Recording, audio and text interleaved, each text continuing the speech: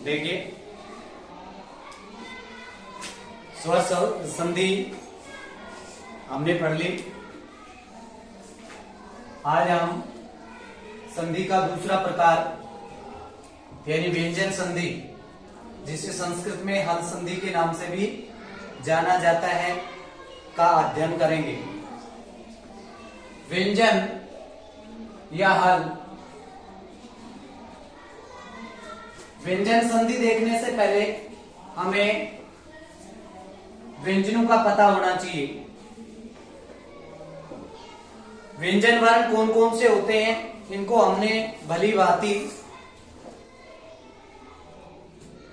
वर्णों के प्रकार में अच्छे से सीख लिया था।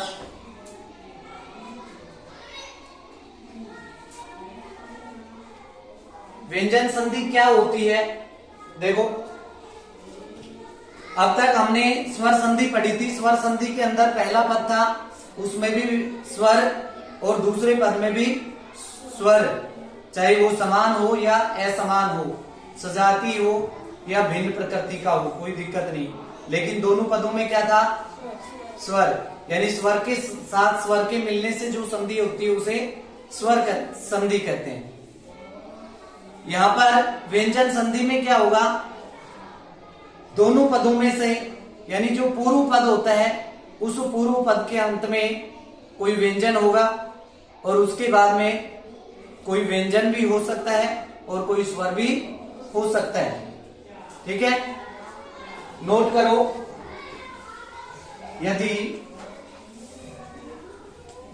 यदि पूर्व पद के अंत में,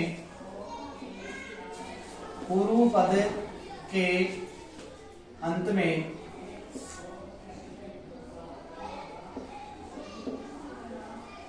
व्यंजन वर्ण हो, व्यंजन वर्ण हो तथा उसका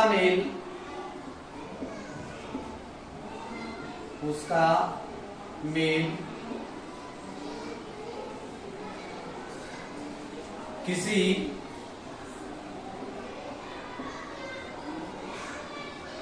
स्वर से या व्यंजन से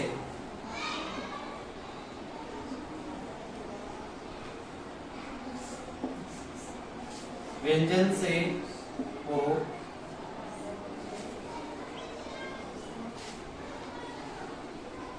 इस प्रकार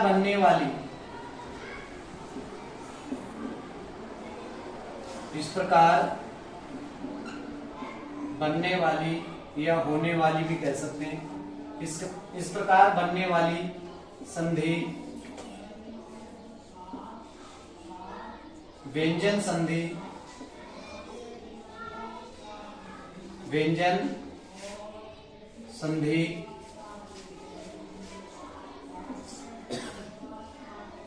या जिसे हम संस्कृत में हल भी कहते हैं। व्यंजन संधि या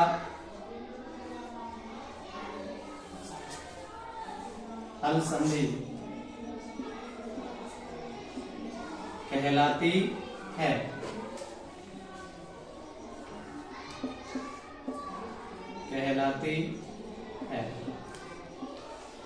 यानी ऐसी संधि जिसके पूर्व पद के अंत में व्यंजन वर्ण हो और उसका मेल किसी स्वर या व्यंजन से हो जाता है, तो वह व्यंजन संधि या फिर हल संधि कहलाती है।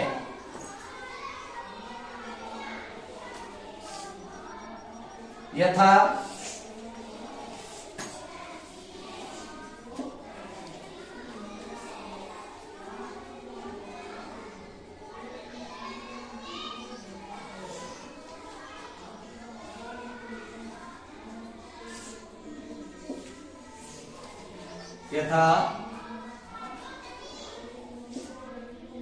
हरीश प्लस सेते।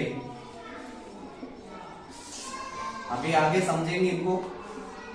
इसका बनेगा हरीश सेते। किस नियम के अनुसार बना वो हम आगे पढ़ेंगे। जगत प्लस अम्बा।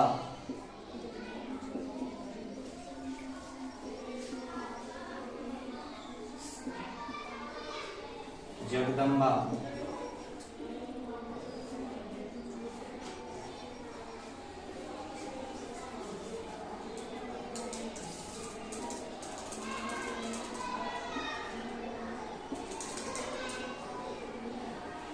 कस प्लस चित।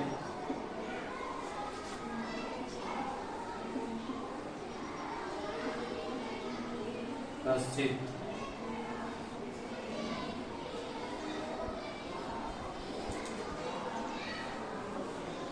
धनुष प्लस टंकारय।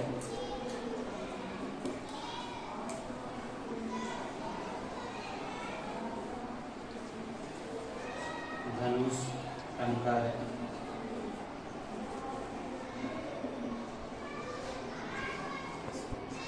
षट प्लस मासय।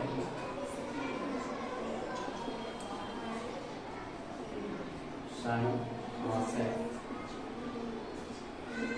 चलो देखो एक बार, यदि पूर्व पद के अंत में कोई व्यंजन वर्ण हो और उसका मेल किसी भी स्वर के साथ में या फिर किसी व्यंजन वर्ण से हो, तो इस प्रकार से जो संधि बनती है उस संधि को हम व्यंजन संधि या फिर हल संधि के नाम से जानते हैं।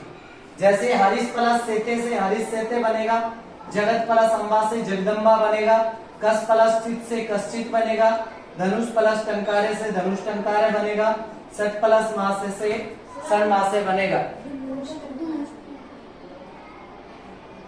क्या हो गया? अच्छा, इसकी उप की मात्रा लग गई, सॉरी, एक जगह ही लगना था, है ना? ओके, अब हम इनको देखेंगे कि ये कैसे बने हैं। इनको हम आगे इसके जो प्रकार हैं उनके आधार पे समझेंगे कि ये से था, यहाँ पे से कैसे बन गया, यहाँ पे ते था, यहाँ पे दे कैसे बन गया, इस से सलजम से सलेट का से सलजम कैसे बन गया, इस से का ये वाला से कैसे बन गया, है ना? और यहाँ पे टे था, उसका अणय कैसे बन गया, ये हम आगे इनके नियमों में सीखेंगे। ओके, यहां तक सबने उतार लिया, मिटा दो ये। अब पढ़ेंगे इसके प्रकार। इनके जो प्रकार होते हैं, वैसे कोई विशेष प्रकार नहीं होते हैं, लेकिन जिस प्रकार से जो जो वर्ण बन रहे हैं उसके आधार पे इसका नाम रखा गया है। थोड़ा सा पढ़ने के लिए, पढ़ने की सुविधा की दृष्टि से इनको हमने अलग अलग नामों में डिवाइड कर दिया है। इसके जस्ट नीचे एक लाइन में लिखो, व्यंजन संधि को लिखो, व्यंजन संधि को निम्न भागों में, व्यंजन संधि को निम्न भागों में बांटा जा सकता है। व्यंजन संधि को निम्न भागों में बांटा जा सकता है। निम्न भागों में बांटा जा सकता है, जिनमें हम नंबर 1 पे पढ़ेंगे सचुतु व्यंजन संधि। सचुतु व्यंजन संधि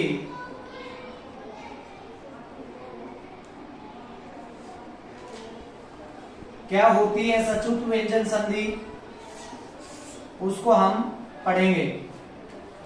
ये उतार लिया, नाम लिख लिया सचुत व्यंजन संधि, विवरण चिन्ह लगाओ, इसके आगे से लिखना शुरू करो। यदि यदि से सलेट वाला से सकार है ना, से ते, यदि से या ओब्लिक का चिन्ह लगाना है ऐसे, यदि से या ते वर्ग का मेल, यदि से या ते वर्ग का मेल से कौन सा है ये? तालव्य सलजम वाला। से तय वर्ग का मेल से या च वर्ग, च वर्ग से हो तो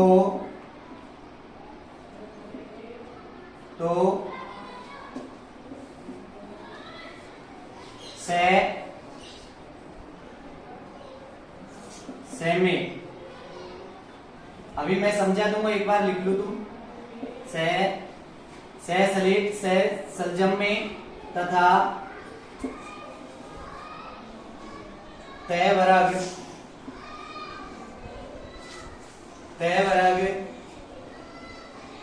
च वर्ग में बदल जाता है,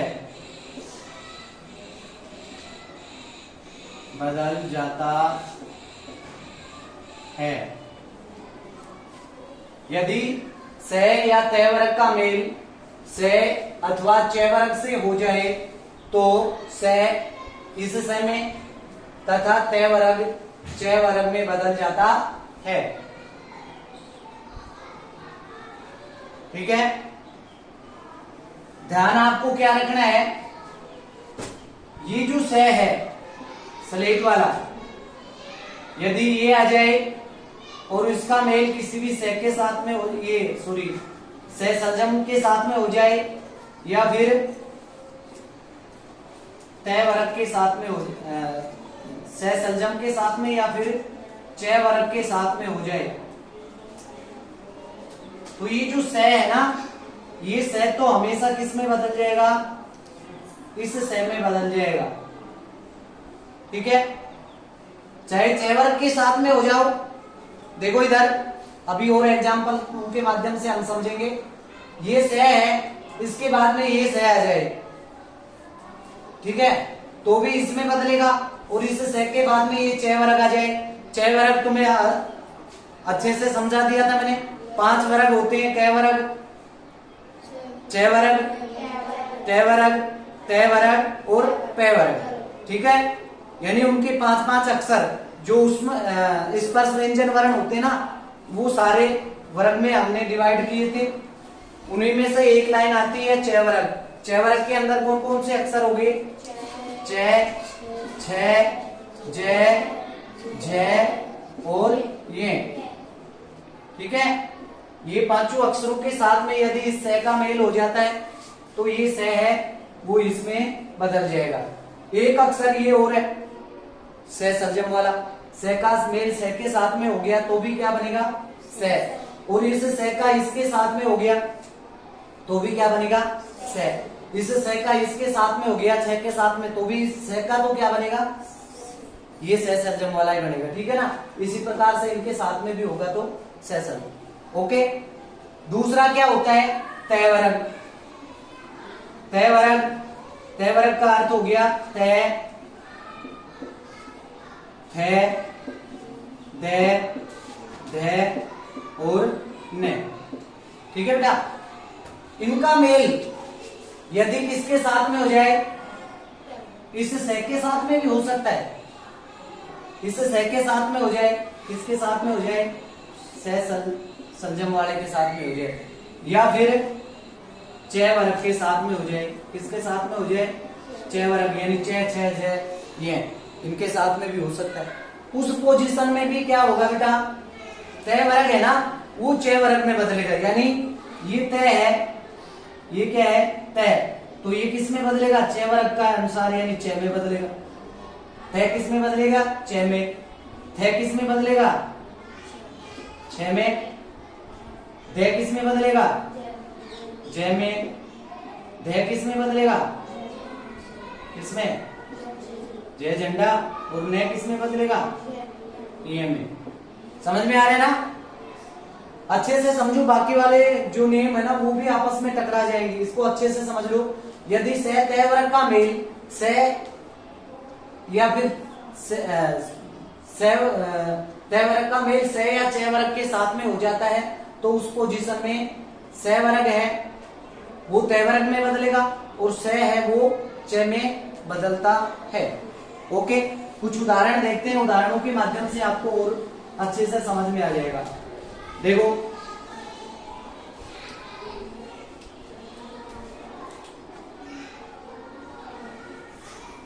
जैसे मैंने लिखा है यहाँ पे कस प्लस चित। देखो इधर उदाहरण उतारने पे ध्यान मत दो, बाद में उतारना आराम से, एक बार समझो। पहले पद के अंत में क्या आया है? से आ गया।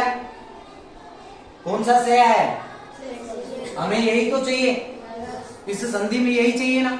ये से सलेट वाला आ गया, ठीक है। इसका मेल किसके साथ में हो रहा है? च के साथ में हो रहा है। तो ये जो से है ये किस में बदलेगा? से हमेशा से में ही बदलेगा, कब, है ना। तो ये से है, ये क। अब इस से का क्या बनेगा? ये वाला, यहाँ पे आधा है तो ये भी आधा ही हो जाएगा यहाँ पे। ये ऐसे लिखेंगे बेटा, फिर आगे ये चित्त लिखते हैं, लेकिन ऐसे थोड़ी लिखते हैं। आधे वर्ण के ऊपर कभी मात्रा थोड़ी आएगी, नहीं आएगी ना। इसको लिखेंगे कैसे? ये मात्रा तो च की ही थी, तो इसको लिखेंगे कैसे शुद्ध रूप में? कश्चित। समझ में आया? पहले पद के अंत में से आ गया, उसका मेल च वर्ग के साथ में यानी च के साथ में हो रहा है, तो से का क्या बन गया? से सलजम। ओके, दूसरा उदाहरण देखो, बाद में आपको कंफ्यूजन होगा, अच्छे से समझना इसको। जैसे हरीश प्लस सेते। देखो इधर, पहले इधर देखो, पहले पद के अंत में क्या है? से सलेट वाला आ गया, उसका मेल किसके साथ में हो गया? से का मेल से के साथ में होता है, तो से इस से में बदल जाएगा। क्या बनेगा? री। ऐसे कैसे? ये से है, ये किस में बदल गया? इसमें, तालव्य वाले में बदल गया। ये लो, और आगे तो सेते था ही, ठीक है। और देखो, सत प्लस चित। अब देखो इधर, पहले पद के अंत में क्या आया है? तय। तय का मेल किसके साथ में हो गया? च के साथ में। जब भी तय का मेल च के साथ में होता है तो तय क्या किस में बदलेगा? च में। ये देखो क्या बनेगा? क्या बनेगा? सचित। आ रहे ना समझ में?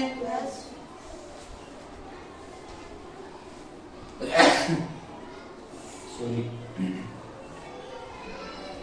आगे और देखो, सत प्लस चरित्रम। सत प्लस चरित्रम, वही लग जाएगा। पहले पद के अंत में क्या है? है, किससे मेल हो रहा है? क्या बन जाएगा?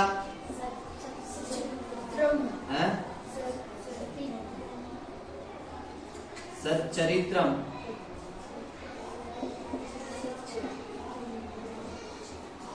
समझ में आ गया? किसी भी पोजीशन में से आता है और उसका मेल च के साथ में हो या से के साथ में हो, तो फिर ये किसमें बदलता है? से, इस से सलजम वाले में बदलता है ना।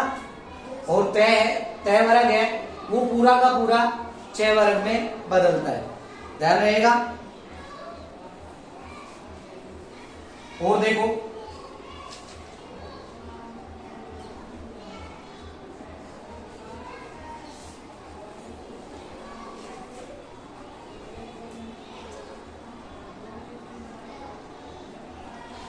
इसी का हो जाएगा तय का।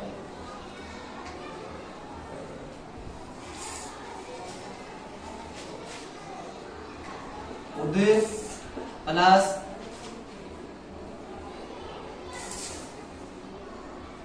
ज्वल।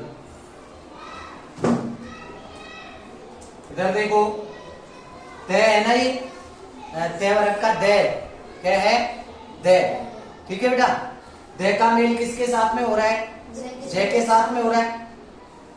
अब ये जो दे है ये किस में बदलेगा बताओ, अपने ही वर्ग के यानी तीसरे वर्ण में, सॉरी इसके साथ में हुआ है तो इसमें बदल जाएगा जय के साथ में, है ना भाई, चे छे जय।